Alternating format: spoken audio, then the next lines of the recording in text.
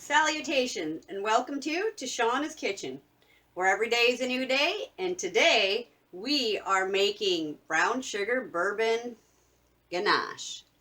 You ever have that cookie that tastes so good but it doesn't always look the prettiest? Well, that recently happened to me, and I made a beautiful almond butter spritz cookie, and they didn't quite set the way I wanted.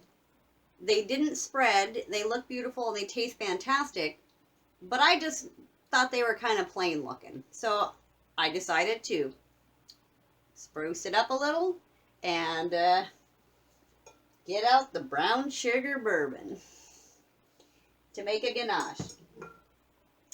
So to do this, we're going to simply need 4 ingredients. I'm going to show you how to make the ganache. I'm also going to be doing the video on how to make the cookies, but I wanted to just go ahead and show you what I had already done. And the ganache is going to need some time anyway to set up. And this ganache I'm going to use in 2 ways. So first, we're going to be making ganache for the rest of the almond spritz cookies. And honestly, it tastes like a Milano cookie when it's done, even with the bourbon. The bourbon isn't a strong taste. It's a brown sugar cinnamon taste that meshes very nicely with this almond butter cookie. So without further ado, you're going to need 4 ingredients for this ganache. 5 if you want to turn it into a truffle, which we are also going to do that as well. So what you're going to need to do is I recommend weighing this out. I have my scale here and I pre-weighed out 115 grams of heavy cream, which we're going to put into a very small saucepan and have a whisk.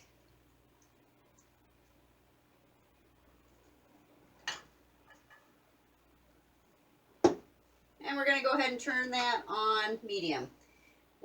We've also pre-measured out 100 grams of semi-sweet chocolate on the first set. This set is a dark chocolate, so I'm going to do it in 2 different varieties. This is dark chocolate, 100 grams, and 1/8 of a teaspoon or a pinch of salt, and I use the pink Himalayan salt for added flavoring and texture, and I like sea salt. You can just use a regular pinch if you choose to. On my scale, it went from 100 grams to 101 grams, so I was happy with that. And then also I have pre-weighed 11 grams of the bourbon. Now this ganache, you're going to definitely need to use a liquid. It doesn't have to be a bourbon. It can be whatever you want to use. I'm choosing that because that's what we have on hand. And I think that the cinnamon and brown sugar goes really nicely for the holidays. So all we're gonna do is simply get out our little saucepan, and we're going to heat this up until it boils. Now you're going to want to also have already sitting out, as you can see over here, I have a towel down, and on the towel I have a clean bowl. Make sure that it is completely dry because water and chocolate don't get along. And then I went ahead and, like I said, I pre-measured my 100 grams plus 1 gram of salt, and I'm going to go ahead and put it right into that bowl. That way I can move my scale. Now, the reason I have the towel down is because I want to make sure that everything is at the right temperature. I have my salt in, so I'm going to go ahead and move that as well as my chocolate. The more room I have to show you, the better. So now I can move this over. I have my bourbon prepared. Now, if you're going to want to make a truffle, then I also have some sifted powdered sugar that I'm going to be using later, and I'll show you that. So you can either be a 4 or 5 ingredient, your choice. So all we need to do is have this towel down so that it keeps our chocolate at the right temperature. It doesn't change. My kitchen is actually kind of cold right now, so I want to make sure and make sure that my chocolate doesn't have the temperature changed when I put in my boiling heavy cream.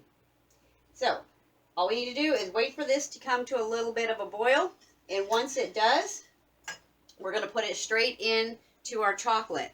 And now at that point, we're going to leave it alone for a minute. As much as you want to do something to this chocolate, please don't. Just let it sit there. And then in about a minute or two, you can take your whisk and touch the top. And if it is soft in the middle, then we're ready to move on. If it still feels kind of hard and your chocolate chips are holding up, then you're going to want to wait. The reason is you don't want to have to do the work and all the whisking work. The sooner that you put your whisk into here and start turning, the longer you're going to have to whisk. If you are patient and just let the heavy cream do the job, then you're going to be much faster at this with much less whisking. I also want to point out, once you put your whisk in and you start doing this, you're just going to always whisk in the same direction. That way we don't break the chocolate. And by breaking, I mean make it separate.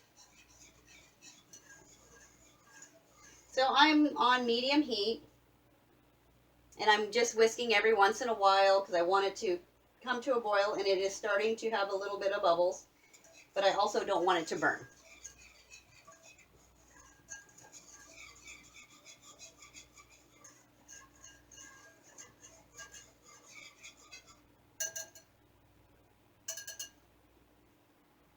Now I'm just going to set my whisk here. I am now bubbling and boiling all around. I'm going to turn off my stove. And now I'm going to kind of raise up from above, and I'm going to, not too high, but enough that I'm going to be able to pour it all around in my bowl, getting it on top of all of the chocolate pieces, best I can.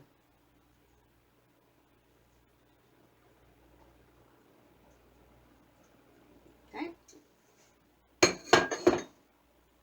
Now we're literally going to leave that alone for a minute.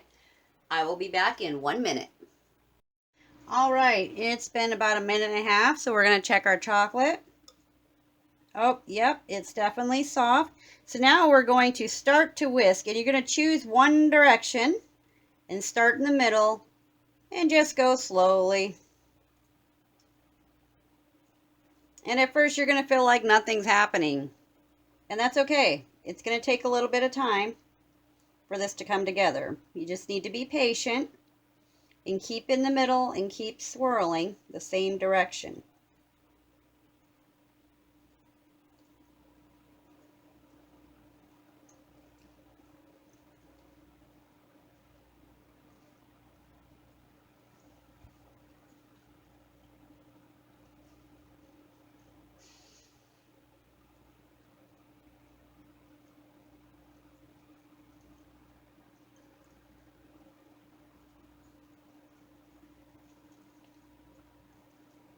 Alright, so I'm going to just keep swirling in the same direction for a minute, and then I'll let you see how it looks. Alright, so I've been stirring for a minute here, and you can start to see, let me switch hands, keep the same direction. You can start to see where the chocolate is coming together in the middle. So I'm going to just make my circle a little bit bigger. Still staying mostly in the middle though.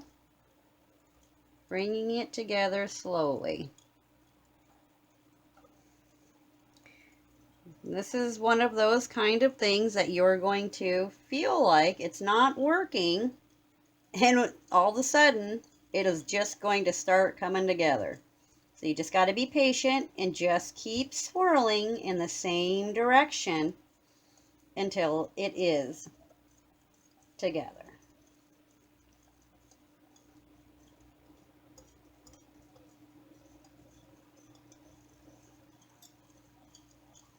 Now, the dark chocolate does take longer than the semi-sweet chocolate when it comes time to whipping it together. There we go. It's now starting to look like a ganache, isn't it? Wow, isn't that crazy how it just, boom, goes from a messy, unmixed conglomeration into this. All right, so now that it has become a beautiful ganache, I'm going to stop, add in my 11 ounces of brown sugar bourbon, And now I'm going to just slowly stir again from the middle. And you definitely need to use a liquid when you make this ganache because it was created with a liquid included in the amounts. Now, that doesn't mean you have to use a whiskey. You could use a fruit juice. You could use other alcohols if you choose. But you do need to have some kind of liquid. You can even use a fruit or a citrus with zest if you wanted to, depending on what kind of ganache you want to make. All right, so now that I've started from the middle, gone the same direction, and continued to swirl, we have now a very beautiful ganache.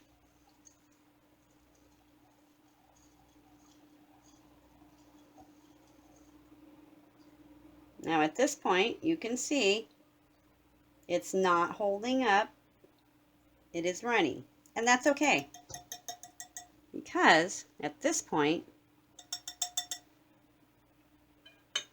we are going to be covering it. Now, I'm going to take where this cream hit the edge and was not mixed. I do not want to mix it now that everything has been mixed.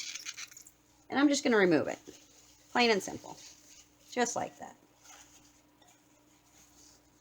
Now, I'm also going to go over here where I hit the edge and take that out so that I have basically a clean area.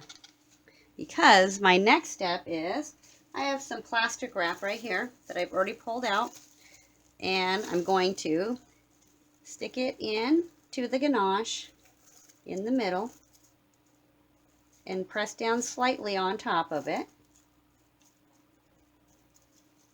and make sure all of the ganache is covered so it doesn't create a film on it, because we have heavy cream in this chocolate, and if you do not cover it, then it is going to create a film on the top, and that is not going to taste good. All right, so now we have it completely covered, and you have a choice. You can either leave it on your counter for a while, 20 minutes, an hour, but you're going to want to keep checking it because it's going to continue to set up and get harder. So you see I have a spoon over here, and I will come back and keep checking. I can put this in the refrigerator to hurry it along, but in my opinion, if you wait too long or you forget to check it and it gets too hard, it's not going to spread as well on our cookies.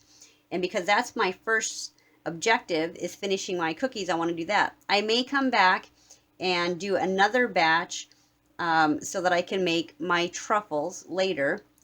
However, this batch I know does about 28 of my cookies, because I've already done a batch of 28 of my almond Windsor cookies that are now like a Milano cookie. So I will bring you back when this has set up, and we will fill the cookies, and then I will chill it the rest of the way or be making another batch for our brown sugar bourbon truffles. So be back when it's set up. Good morning and welcome back. We are going to be finishing up our brown sugar bourbon truffles. I'm presenting to you. I've already started some. Here is the mix that we set up overnight, and then I went ahead and started a few. I have found, so first I sifted the cocoa powder, you may remember.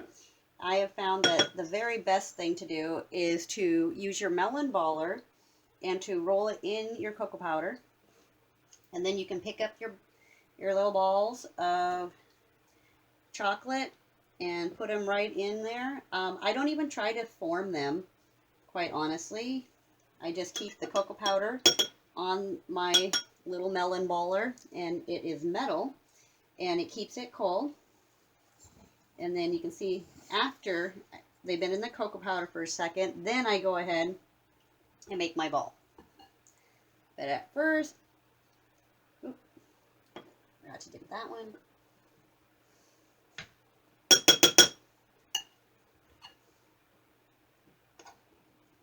And I want it to stay cold, so this is going to kind of be a quick process. I'm only partly putting them into a form as I'm pulling them out of the melon baller and dropping them in to the cocoa powder. As soon as I get 4 or 5 in there, I go ahead and stop. I reapply my cocoa powder, and then I just kind of roll these guys around real quick. Now you can always put it back into the refrigerator for a few minutes and get them cold again. So what I'm going to do is I'm just going to roll all of these into a semi-ball shape. Now they are not going to be complete balls. I'll put this back into the fridge for about 15 minutes.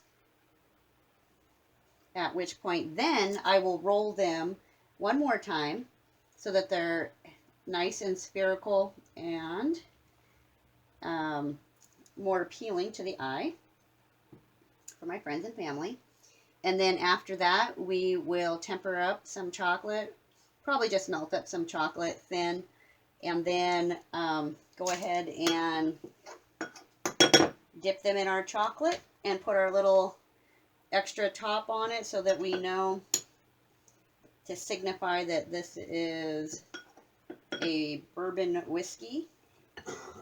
Each of the truffles that we will be making for the holidays will have a different kind of top or design, so that I am able to label them with a tag that tells what it is, what the ingredients are from the most to the least for my friends and family, and then attaching my YouTube channel, so if they want to go look them up, they can, because everything that I'm making for my friends and family, I will be posting on my YouTube in case they want to go back and make them themselves.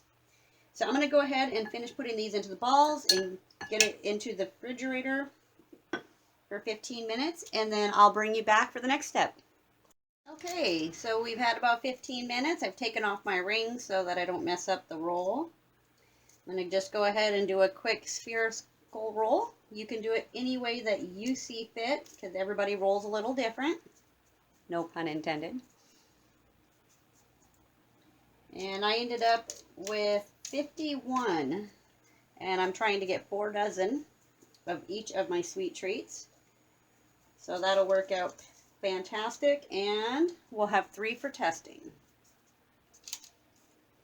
So as you can see, this is all I'm going to do, and I'm going to do this super quick, and then I'm going to put it back into the fridge for about another 10 or 15 minutes, depending on how quickly I roll my balls, my spherical shapes. Let me rephrase. And then in the meantime, I have my scale over here, and I have 200 grams of semi-sweet chocolate and 2 dollops of my melon ball of coconut oil into my glass bowl in the microwave, and I will slowly heat that together over 20-second intervals. I know other people do it differently, but I want a really nice, perfect liquid mix that's going to be shiny in the end. Now you could stop right here if you wanted to. This would be fine. However, I'm going to go a step farther, and I could re-roll and put cocoa powder, but I'm not going to do that yet. We're going to go ahead and put some chocolate on the top, and then once they are cool again for another 15-20 minutes in the refrigerator, I'm going to go back through and use some white chocolate and drizzle across the top and add a little Christmas color. So I will get back to you when we're ready to do the chocolate. Alright, so I have my water in my little saucepan, and I'm only on 3, so it's kind of not that warm, but it just keeps my chocolate at the same temperature. And then my spheres, my truffles, are still cold. So I'm putting into the chocolate, and then I want to kind of get the excess off best I can. Remember, I saved my butter wrappers. This is a great use for it. When I'm done, I can just throw that away, and I don't have to actually clean up another dish. Alright, so I'm getting all the excess off, and then I'm just going to set it down and do a slight roll as I do it. And then add in the next one. And every 2 or 3, I like to swirl my chocolate around and just make sure it's good before I throw another one in.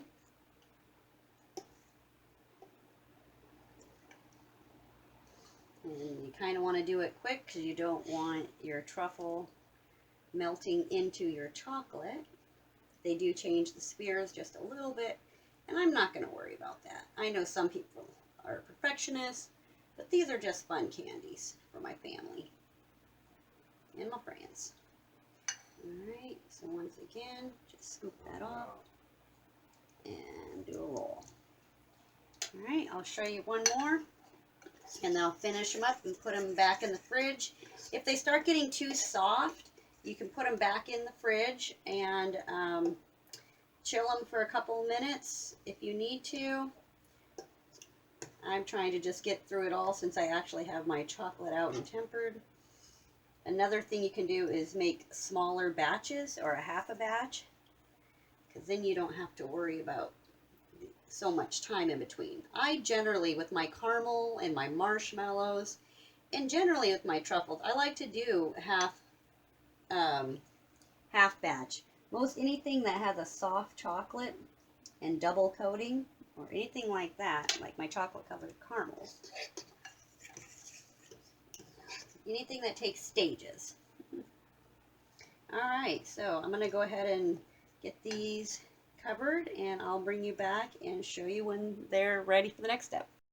Alright, I wanted to bring you back and show you that every best laid plan can fail, and there's always a backup plan. So with my double boiler technique, it was definitely not holding up. My chocolate was too hot, not only for my truffle, but also the chocolate itself.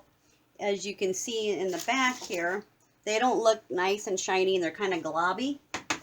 However, and they were hard to get off. And I'm finding that as soon as I took it off and I added some more vegetable oil and I added some chocolate chips and I let it sit for a minute and didn't touch it, and then stirred it, and it had cooled down considerably. And you would think that because it had cooled down that it got too thick and I wasn't able to use it. And in reality, it actually made the truffles now shiny, and it's thinner, and they're not falling apart. So when something goes awry, just know you always can have a backup plan. Alright, so I'm down to the last half dozen here. I'm going to go ahead and get these covered, and then I'll put them in the fridge, and then I'll come back and we'll get the topping on. Alright, so they've all been covered and cooled again, and there were a couple of them that had like my fork marks and such, so I'm just going back with my spatula, my silicone spatula, and lightly touching on a couple of the spots, or if I need to fill in if there was somehow a little hole or whatever. And then I will cool them again, and at which point I will be getting my white chocolate ready, so that when these are completely cooled again, I will go back through and drizzle some white chocolate across the top, and then we will put a little sprinkle on the top so that we can keep track of which one is which. So I just thought you'd like to see how you can kind of fix these a little bit and smooth them out if you need to, without re-dipping the entire thing in chocolate, because honestly then they get too thick. And then when I go back through again, I will be able to take off the edges of the chocolate where there's just too much and it looks like they have little feet. But right now, I'm literally just trying to smooth them out so they look kind of cohesive. Okay, so I'm happy with that for the most part. Except that one. And there's a couple that are going to look ugly, but that's okay, because the beauty of the ugly ones is you get to eat them. Because I'm not going to send out the super ugly ones, just a little ugly. Alright, so here we go. Back into the fridge one more time, and I'll be back with the white chocolate and the sprinkle.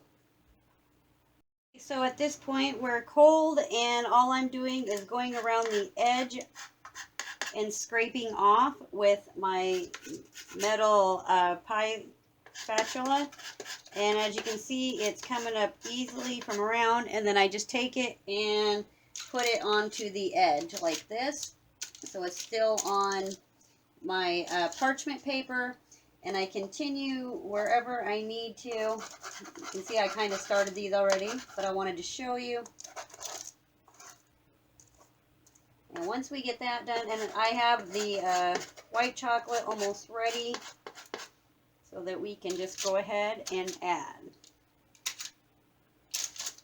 Oops. Forgot to hold on to it over there, didn't I? All right.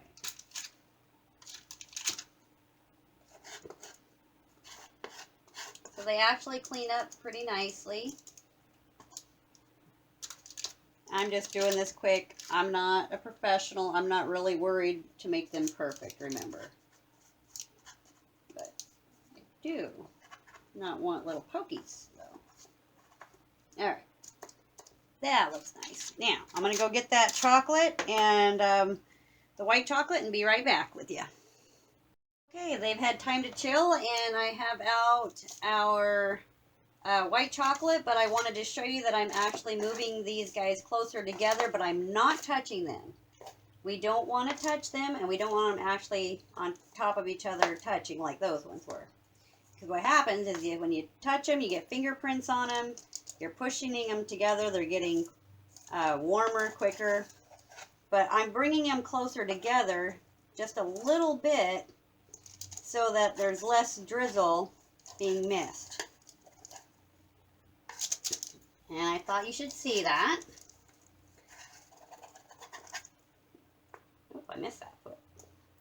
All right, so I just wanted to let you see that, and then real quick, I'm going to go ahead and show you the next step, which is dun dun dun, taking our chocolate.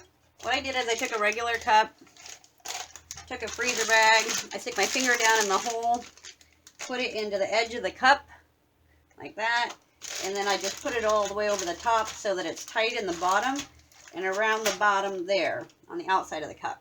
And then I take my warm chocolate that is pourable, bring it down together, not pouring it in yet, bringing it all together before it's pushed in. And that keeps the chocolate an equal temperature as it's pouring in, and you get all of it. And now there it goes. All right.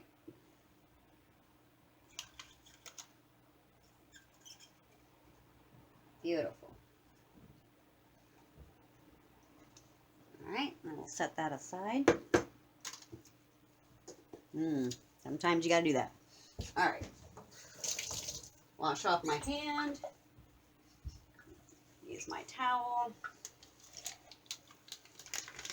Now I'm grabbing above where my mix is and pulling it back, keeping it, excuse me, into that corner, of course. Now, I know some people wait and they don't put it down in there. I know it's super loose and I wanted it that way.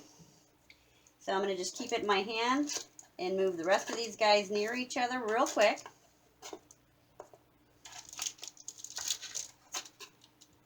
And then I'll bring you back as soon as I have that ready and we're going to finish. They're closer together. I have out my silver sprinkles, my dark chocolate, and here is my white chocolate. It's still warm. It's going to be really loose. I barely twisted the top because I need it to be at the edge, but I also want to be able to cut the top.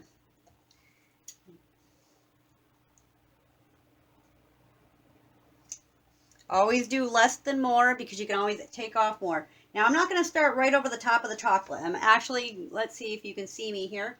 I'm doing it on the edge so that I know what I have. And as soon as I do it, I want to do it up high.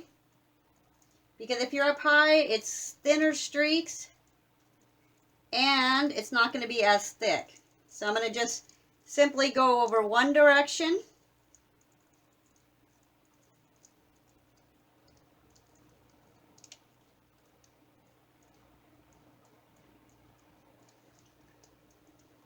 Then I'm going to squeeze out the edge.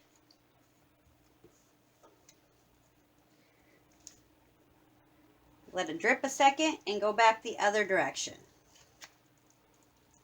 And this is just for added interest. You do not need to do this if you don't want to.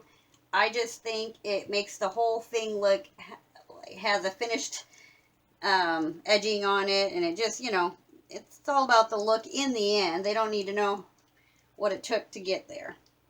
All right, so now I'm going to just set that down off to the side. I'm going to wipe my hand.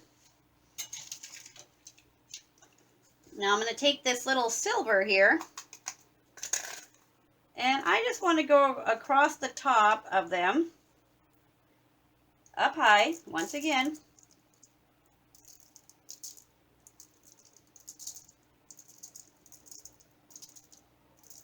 And they've been out long enough that they're slightly tacky, and that's good because that means my sugar is going to stick.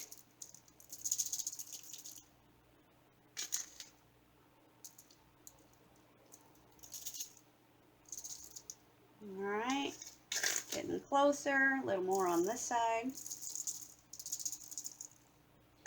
And then once we get this done, we're going to put them back in the fridge one more time so that we can set up the white chocolate and our cute sprinkle.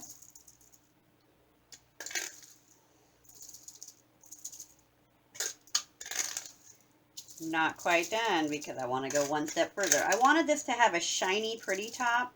I did not want it to be salty though. Even though this is already a salty treat, excuse me, a sweet treat, I still wanted to have an added interest on the top with color. All right, so there we have it. I love this dish. Oh yeah. Now, I'm not going to put my hands in. I want to go across the top, and we're going to see if they actually stick. So I don't think they will, that my chocolate's gone too far. Yes, they are not going to stick. All right, I'm going to save them for another project, and that's okay.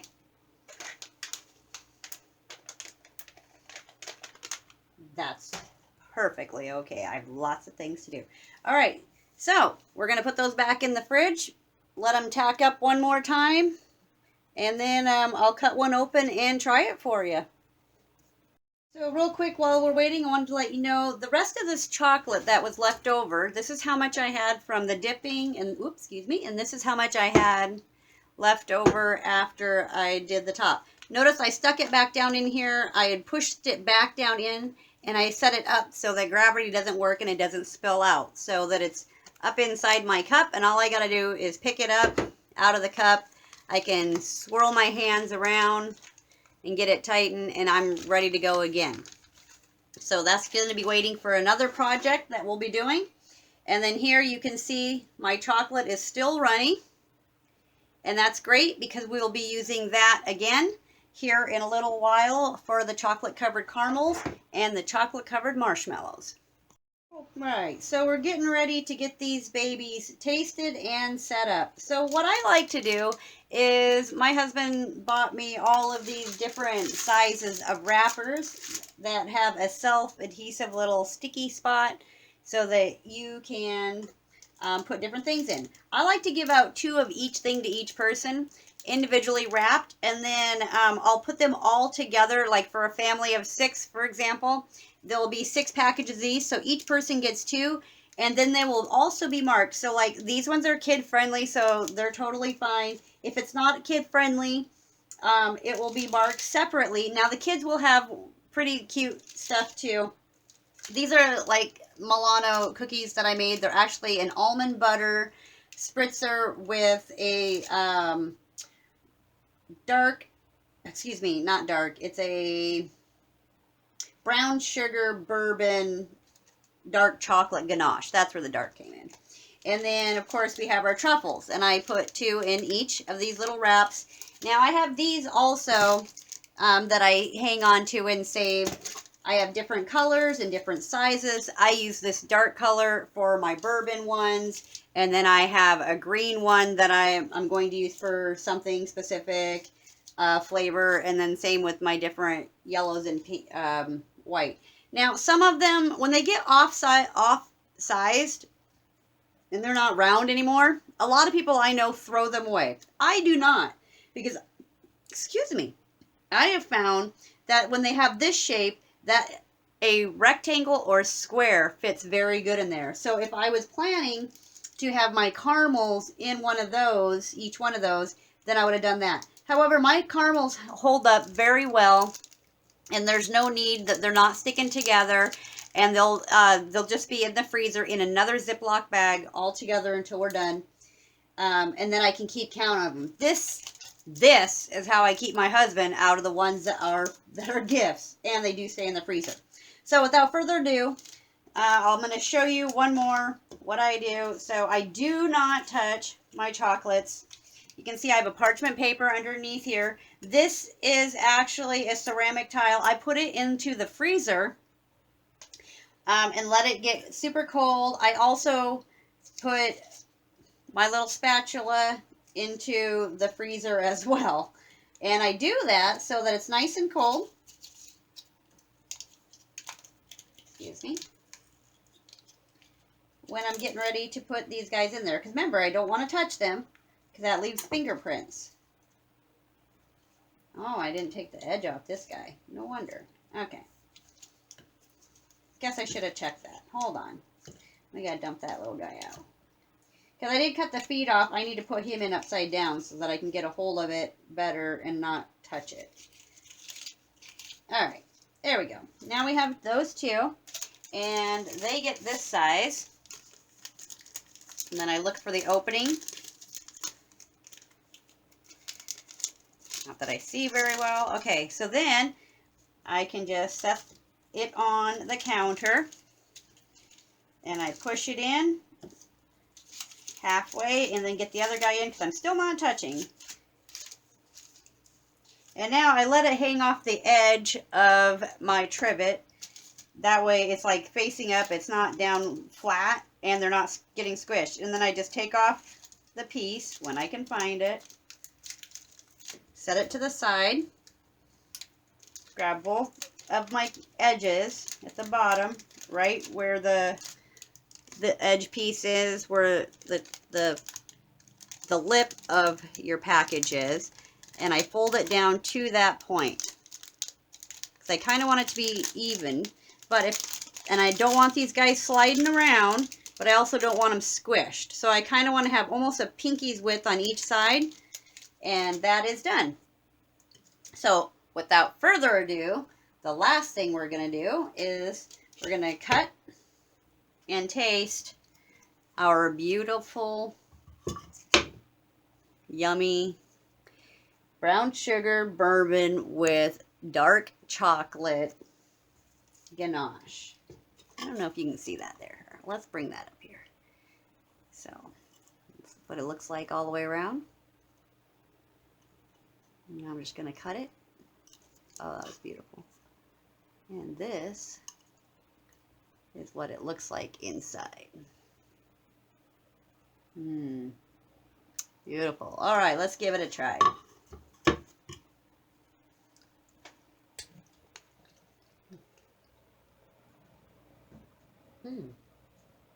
It melts in your mouth. Not hard. That is perfect. If you want a melt in your mouth treat, you should give these a try. Your friends and family would love them. If you found this useful, like, share, subscribe, tag, pass it along. Give me any comments if you tried it. If you have any other suggestions, let me know. I'm super excited. I gotta finish these up. Have a great day. See you next time.